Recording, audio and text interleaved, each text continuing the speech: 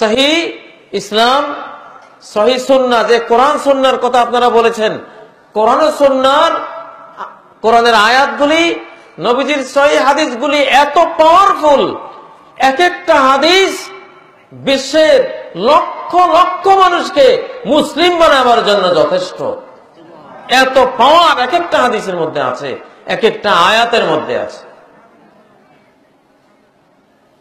ব্রিটেনের এক ব্যক্তি খ্রিস্টান, তাকে একজনে কোরআনে কারিমের ইংলিশ ট্রান্সলেশন দিল, একটা বই দিল যে একটু পড়ে দেখো। সে বইটা রেখে দিয়েছে, অনেক দিন পরে খুলে সে একটু পড়লো। প্রথমেই তার নজরে আসলো কি, ইকতারাবাতিস সাআতু ওয়ানশাক্কাল কমর, কিয়ামত ঘনিয়েছে, চাঁদ দ্বিখণ্ডিত হয়ে গেছে। লোকটা বলল যে এটা কি বই, চাঁদ দ্বিখণ্ডিত হয়েছে বলতেছে, চাঁদ আবার দ্বিখণ্ডিত হয়? সে বলল এটা একটা ফালতু বই। বইটা রেখে আর পড়ে নাই। বহু বছর পরে সে একটা টেলিভিশন দেখতেছে, ব্রিটেনের একজন উপস্থাপক আর আমেরিকার মহাকাশ সংস্থার নাসার কয়েকজন বিজ্ঞানী, মহাকাশ বিজ্ঞানী, একটা টক শো চলছে। ব্রিটেনের উপস্থাপক আমেরিকার মহাকাশ বিজ্ঞানীদেরকে প্রশ্ন করতেছে, তোমরা তো চাঁদে গেলা, দুনিয়াতে মানুষ খেতে পায় না, তোমরা শত শত কোটি ডলার খরচ করে এই যে চাঁদে গেলা, কি উপকার নিয়ে আসলাম মানব জাতির জন্য, কি লাভ হলো? তখন ওই একজন মহাকাশ বিজ্ঞানী জবাব দিচ্ছেন যে দেখুন, এমন এক তথ্য নিয়ে এসেছি মানব জাতির জন্য, যে তথ্যটি বিলিয়ন ট্রিলিয়ন ডলারের তথ্য। জিজ্ঞাসা করলো সেটা কি? সে বলল যে চাঁদ একবার দ্বিখণ্ডিত হয়েছিল। চাঁদ যে দ্বিখণ্ডিত হয়েছে, সমগ্র চাঁদের আগা মাথা সেই ছিন্ন আমরা দেখে এসেছি। প্রচন্ড প্রেসারে যে পাথরগুলি পাউডারে পরিণত হয়েছিল তার নমুনাও নিয়ে এসেছি আমরা। আর এই খ্রিস্টান এটা দেখে বলে সুবহানাল্লাহ। মুসলমানের কোরআনের একটা আয়াত বুঝাবার জন্য আল্লাহ তাআলা কয়েকশো কোটি ডলার খরচ করাইলেন আমেরিকাকে দিয়া। আজকে আমেরিকার চাঁদ থেকে দেখে এসে বলতেছে হ্যাঁ চাঁদ দ্বিখণ্ডিত হয়েছে। নইলে আমি তো কোরআনকে এই কারণে দোষ দিলাম যে কোরআনে চাঁদ দ্বিখণ্ডিত হওয়ার কথা বলা আছে, আমি ভাবলাম এটা একটা ফালতু কথা। আজকে ওই আয়াতকেই সত্য প্রমাণ করার জন্য আল্লাহ তাআলা এদেরকে মহাকাশে পাঠাইয়া তথ্যটা আনালেন। সুবহানাল্লাহ, এই কিতাব তো সত্য। পরে ওই খ্রিস্টান ইসলাম কবুল করেছে।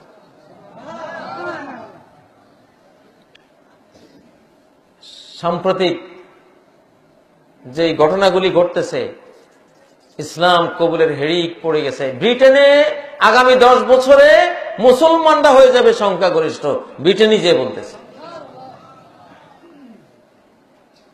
আপনারা টাকনুগিরার নিচে প্যান্ট পরেন, আমাদের স্কুল কলেজের ভাইয়েরা, জেনারেল শিক্ষিত ভাইয়েরা, আজকাল অনেক মাদ্রাসার ছেলেরাও টাকনু নিচে পড়ে।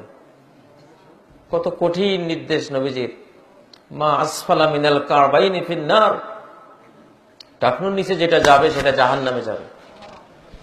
টাকনুর নিচে পুরুষের পোশাক গেলেই জাহান্নামে যেতে হবে। নারীর পোশাক টাকনুর নিচে যাবে 1 বিঘত 1 হাত, পুরুষের পোশাক টাকনুর উপরে থাকবে 4 আঙ্গুল 6 আঙ্গুল 1 বিঘত। টাকনুর নিচে যাওয়ার প্রশ্নই আসে না, ঠিক কিনা? এই হাদিসের উপরে গবেষণা হয়েছে আমেরিকা।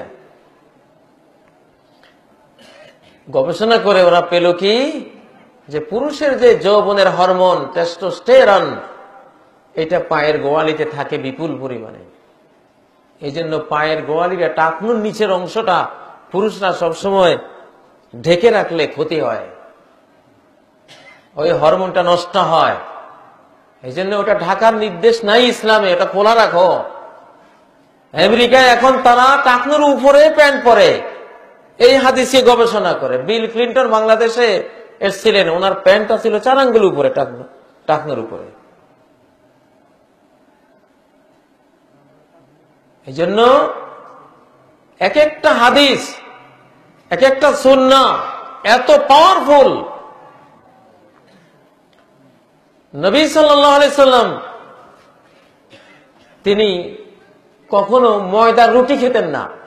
আমরা ছাত্র জীবনে যখন এটা পড়েছি তখন মনে ভেবেছিলাম নবীজি দারিদ্র ছিল এই জন্য ময়দার রুটি খেতে পাননি। ভুসি সহ আটার রুটি খেতেন, গমের উপরের ভুসি সহ গুঁড়ো করে রুটি বানিয়ে খেতেন।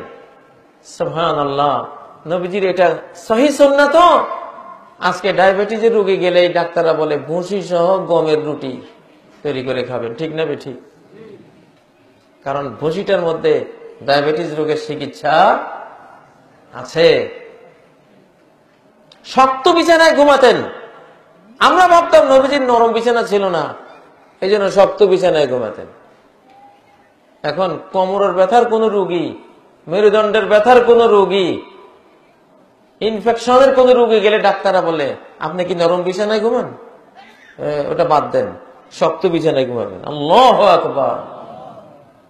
ইসলাম পুরোটাই সায়েন্স। নবীজি বললেন রাতের বেলায় আতফি মিসবাহাক, রাত্রে যখন ঘুমাবো বাতি বন্ধ করে ঘুমাইও। এখন বিজ্ঞান গবেষণা দেখা যাচ্ছে বাতি জ্বালিয়ে ঘুমাইলে ক্যান্সার হয়। বাতি না বন্ধ করে ঘুমাইলে কি হয়? ক্যান্সার। অতএব বিশ্ব কোন দিকে যাবে? ইসলামের দিকে আসবে। ইসলামের যেখানে হাত দেয় সেখানে সায়েন্স, সেখানে বিজ্ঞান, সেখানে কল্যাণ। প্রতীক আমেরিকা একজন বড় ডাক্তার ইসলাম কবুল করেছেন। ঘটনা কি?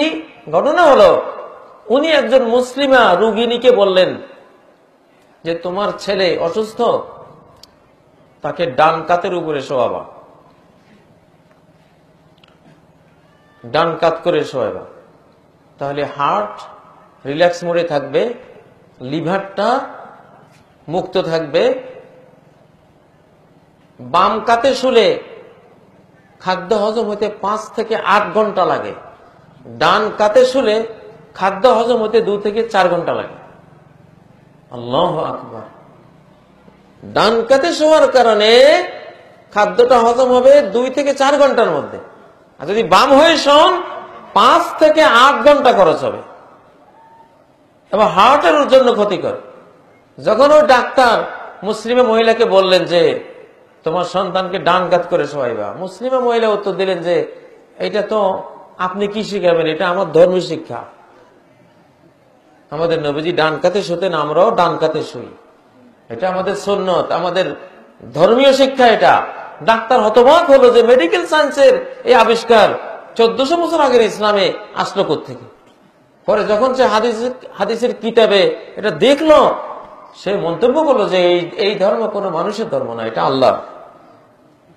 এই একটা হাদিসের কারণে ওই ডাক্তার ইসলাম কবুল করেছে। আমেরিকান বিজ্ঞানী, ইউরোপিয়ান ডাক্তার বিজ্ঞানীরা এখন রোগীদেরকে নামাজের পরামর্শ দেয়। নামাজ পড়ো, নামাজ পড়লে বহু বহু রোগ থেকে তুমি সুস্থ হয়ে যাবে।